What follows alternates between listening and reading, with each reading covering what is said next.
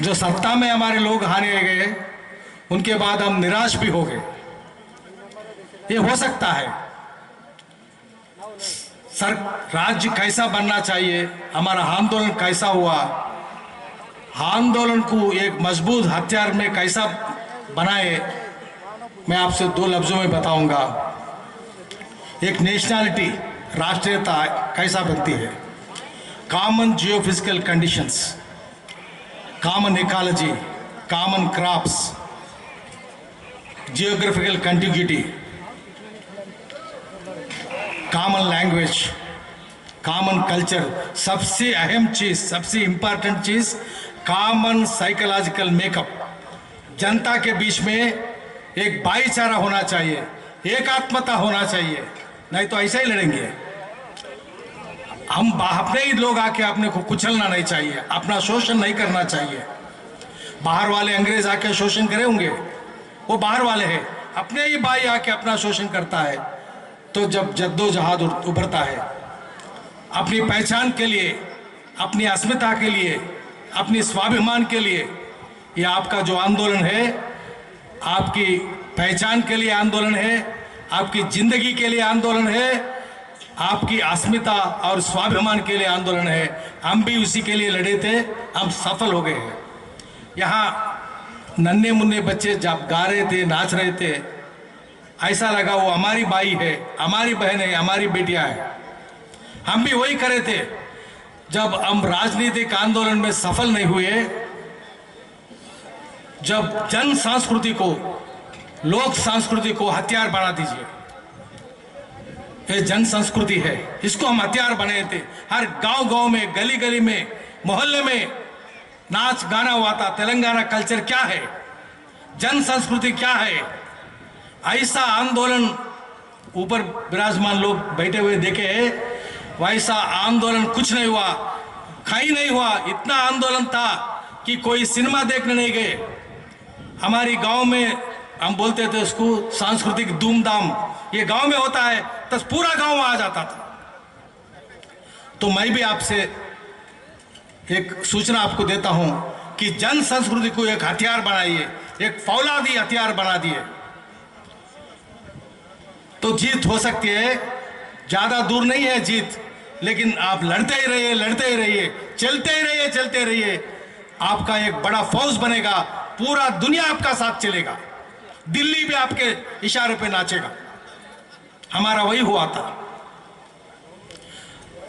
ये और एक बात, मैं ज्यादा वक्त नहीं लेता हूं आपका, बहुत लोग बात करना है। और सबसे बड़ी चीज, जो आंदोलन चल रहा है, जन आंदोलन, आप अपनी मकसद हासिल करने पर भी वो आंदोलन जारी रहना चाहिए। राजनीति से ज्यादा होने वाली नहीं है। उसके लिए लोकनीति चाहिए, जनतंत्र चाहिए, लोकतंत्र चाहिए। लोकतंत्र की माहौल देश में नहीं है।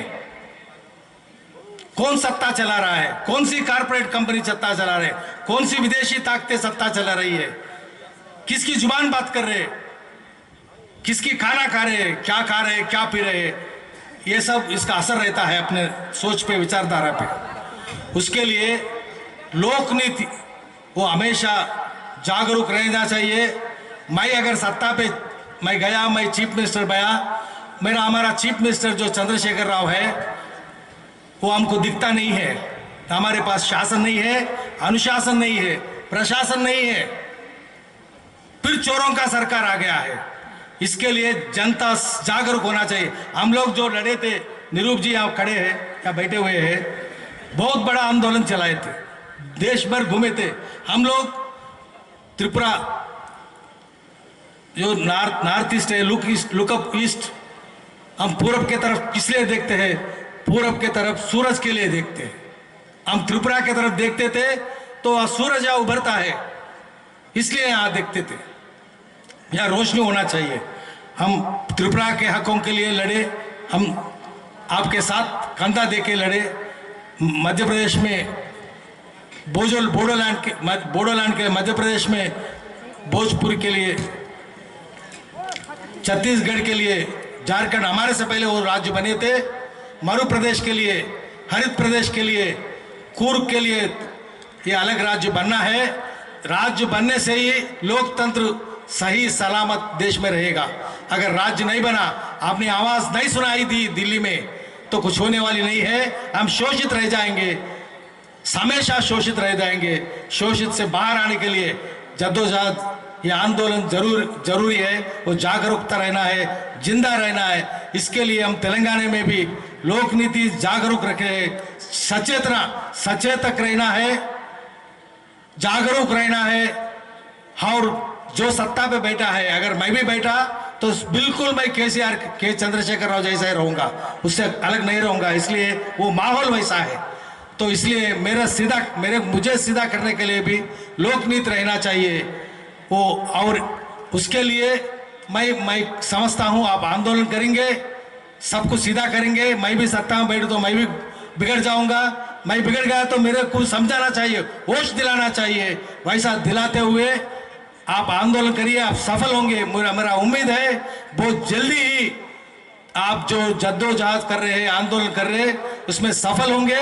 उसके बाद भी ये लोक नीति कायम रखना है, जिंदा रखना है। उसके लिए हम आपके लिए सब हमेशा कंधा देने के लिए तैयार होंगे। इतनी आश्वासन देते हुए मैं आपसे विदा लेता हूं। जय त्रिपुरा।